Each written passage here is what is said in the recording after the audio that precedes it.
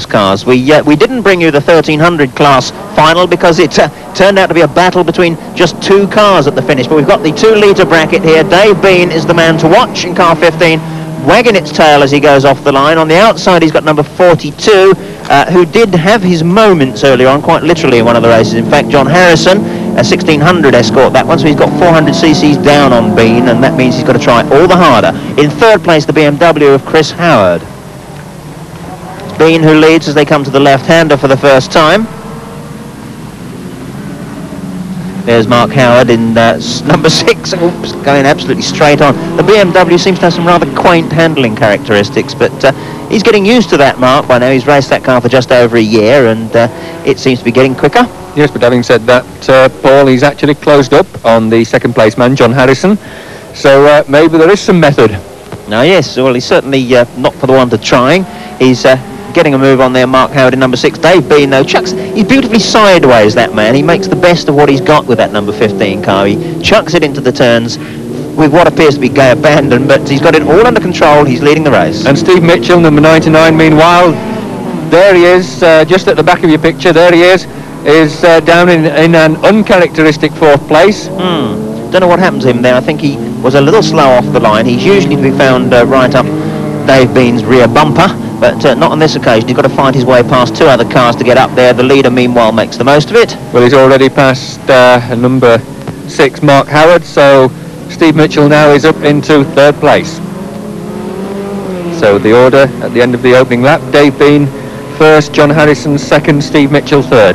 And Mitchell there trying to squeeze up past John Harrison. Yes, Harrison in 2 minds there as to whether he should let him go through or not.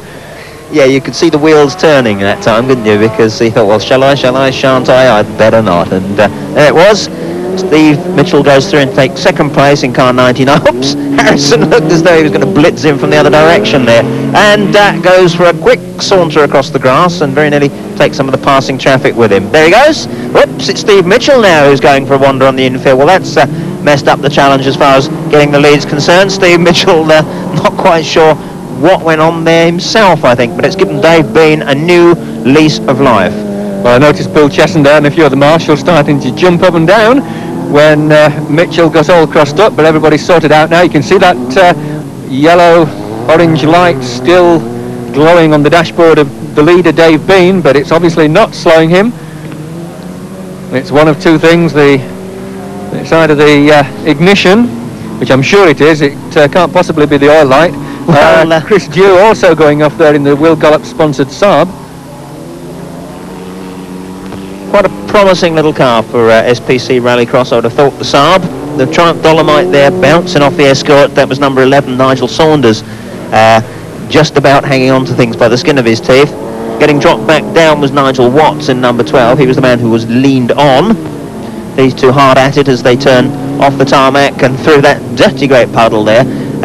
Not a good place to be behind somebody else when approaching somewhere like that, because visibility suddenly goes. Despite the wipers and washers on here, there's always a bit of oil and such like making the screen a little bit of a disgusting mess. And it looks as though at number 11, in fact, Nigel Saunders, it may be that these wipers have packed up.